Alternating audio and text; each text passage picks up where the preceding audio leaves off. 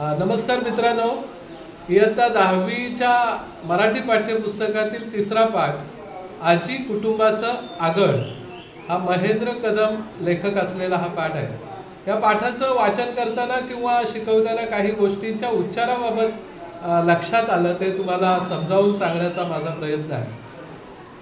उदाहरणार्थ इथं फळ्यावर बघा मी लिहिलंय, हा एक शब्द आहे झाल आणि इथं मी झाल ल वर अनुस्वार दिलेला आहे। तर उच्चारात कसा फरक पडतो बघा। आपल्याला कधी कधी हे उच्चार करताना हा ल वर अनुस्वार आहे त्याचा उच्चार आणि ह्याचा उच्चार सारखाच करतोय आपण।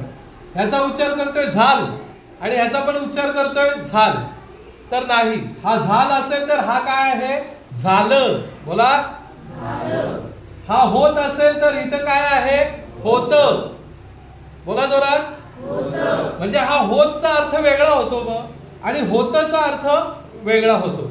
येते लक्षात? हा आहे कडूस, तर इथं काय आहे, सवर अनुस्वार दिल्यामुळं कडूस। बोला कडूस। कडूस। बोला कडूस। हे आहे लावण, पण न वर अनुस्वार दिल्यामुळं काय झालं, लावणं। बोला लावणं। हे आहे जाण, पण न वर अनुस्वार दिल्यामुळं काय झालं, जाणं। तिथे माझं जाणं झालं। हे आहे उघडण, पण न वर अनुस्वार दिल्यामुळं काय झालं, उघडणं। हे आहे सुट्टीच, इथं काय वाचू आपण हा शब्द, सुट्टीच, पण इथं सुट्टीचं।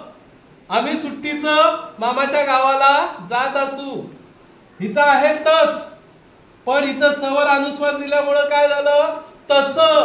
म्हणजे बघा, झालं, होतं, कडूस, लावणं, जाणं, उघडणं, सुट्टीचं, तस। इथं काय आहे, बर, पण र वर अनुस्वार जर दिसला वाचनात तर बर।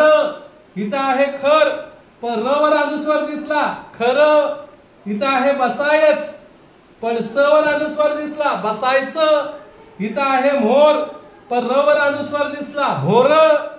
इथं आहे यायच, पण च वर अनुस्वार दिसला यायचं।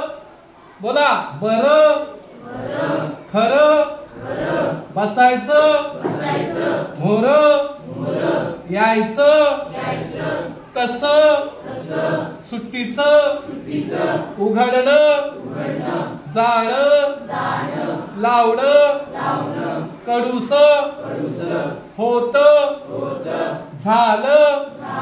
म्हणजे हा फरक लक्षात ठेवायचा। आपण चुकून पटकन मगाशी बघा एकाने वाचताना म्हटलं कडूस, कडूस पडलं होतं, नाही, कडूस। काय पडलं होतं, कडूस।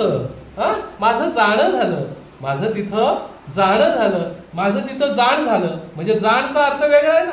जाण असणे म्हणजे माहित असणे, जाणीव असणे, आणि जाणं म्हणजे तिथं मी गेलो। येते लक्षात? हा फरक लक्षात ठेवायचा वाचताना। यापुढे कुणीही कशा अशा चुका करायच्या नाही।